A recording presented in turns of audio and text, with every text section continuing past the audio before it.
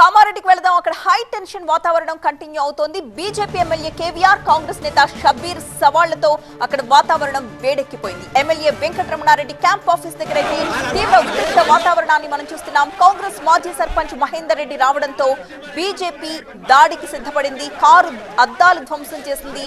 ప్రస్తుతం అక్కడ అదుపు తప్పింది పరిస్థితి. వెంకటరమణారెడ్డిని బయటకు రాకుండా ఆల్రెడీ హౌస్ అరెస్ట్ చేశారు. ఈ నేపథ్యంలో కాంగ్రెస్ నేతలందరూ కూడా అక్కడికి చేరుకున్నారు.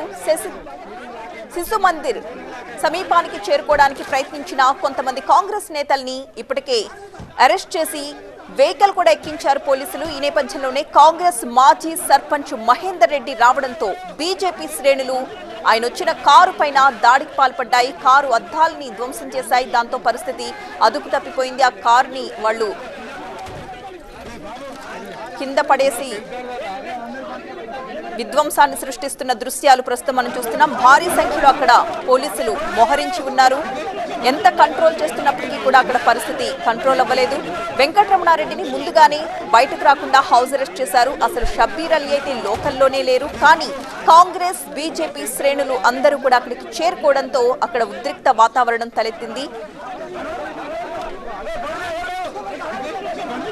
కాంగ్రెస్ మాజీ సర్పంచ్ మహేందర్ రెడ్డి అక్కడికి చేరుకోవడంతో బీజేపీ శ్రేణులు ఒక్కసారిగా ఆయన వస్తున్న కారు పైన దాడికి పాల్పడ్డాయి. కారు అద్దాల్ని ధ్వంసం చేశాయి. కారుని తిరిగేసి పడేసిన దృశ్యాలు కూడా మనం చూడొచ్చు.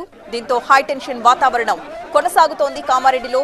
బీజేపీ ఎమ్మెల్యే షబ్బీర్ అలీలకు మధ్య సవాళ్లు ప్రతి సవాళ్లతో ఈరోజు అక్కడ ఈ ఉద్రిక్త వాతావరణం తలెత్తింది. ఈ ఘర్షణలు చోటు చేసుకోకుండా ముందస్తుగానే వెంకటరమణారెడ్డిని పోలీసులు హౌస్ అరెస్ట్ చేశారు. షబ్బీర్ అలీ లోకల్లో లేరు. కానీ అనుకున్న సమయానికి ఇరు పార్టీల శ్రేణులు మాత్రం అక్కడికి చేరుకుని ఘర్షణ పూరిత వాతావరణం క్రియేట్ చేస్తున్న దృశ్యాల్ని మనం చూడొచ్చు.